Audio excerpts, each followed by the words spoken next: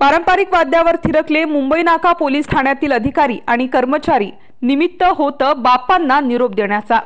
दरवर्षीप्रमाणे यंदाही मुंबई नाका पोलीस ठाण्यात श्रींची स्थापना करण्यात आली होती।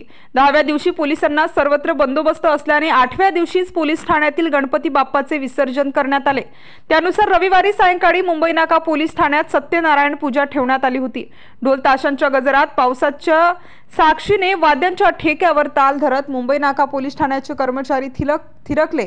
यावेळी महिला कर्मचाऱ्यांनी आकाशी निळ्या रंगाचा कुर्ता आणि पुरुष कर्मचाऱ्यांनी पिवळ्या रंगाचा कुर्ता आणि भगव्या रंगाचा फेटा परिधान करून उत्सवाचा आनंद लुटला। वरिष्ठ पोलीस निरीक्षक संजय नरोटे यांनी सदर उपक्रमासाठी पुढाकार घेतला।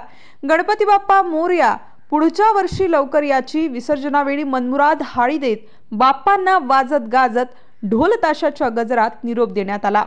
स्टार न्यूज साठी मोहसिन पठाण, नाशिक।